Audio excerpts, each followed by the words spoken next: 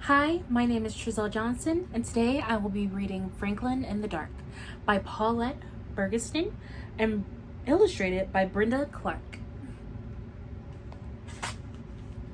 Franklin in the Dark.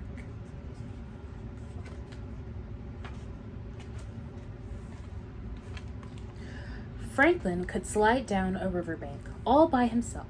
He could count forwards and backwards. He could even zip zippers and button buttons. But Franklin was afraid of small, dark places, and that was a problem because...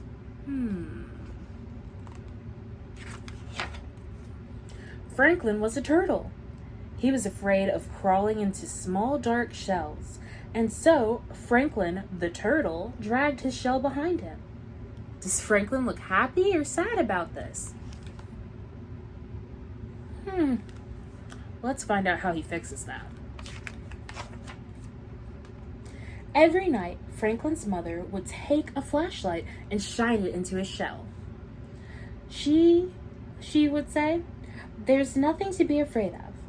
She always said that.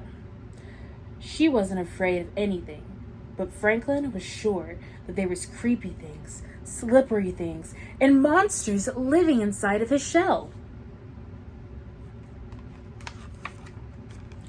So Franklin went looking for help. He walked until he met a duck. "Excuse me, duck. I'm afraid of small, dark places, and I can't crawl inside of my shell. Can you help me?" "Maybe," quacked the duck. "You see, I'm afraid of very deep water. Sometimes, when nobody's looking, I wear my water wings. Would my water wings help you?" "No," said Franklin. "I'm not afraid of water." So Franklin walked and walked until he met a lion. "Excuse me, lion. I'm afraid of small, dark places, and I can't crawl inside of my shell.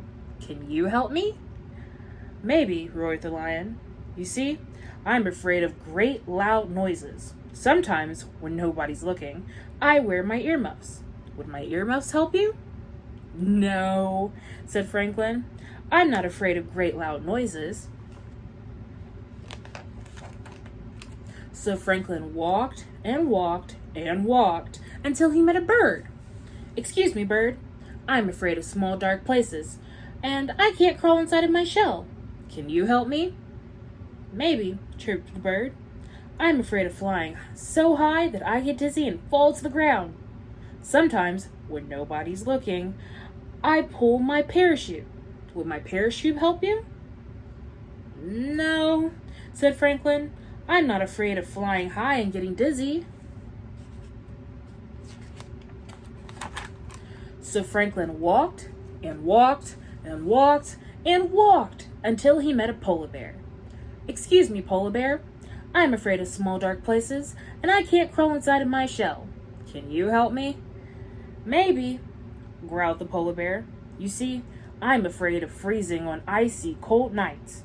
Sometimes, when nobody's looking, I wear my snowsuit to bed. Would my snowsuit help you?" "No," said Franklin.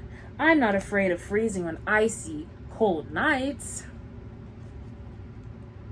What is the author trying to teach us here? About our fears? Or what are they doing to get over their fears? Franklin was so tired and hungry, he walked and walked until he met his mother. "Oh, Franklin, I was afraid you were lost." "You were afraid? I didn't know mothers were afraid," said Franklin.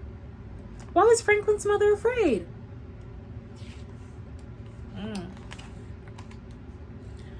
"Well, did you find some help?" she said.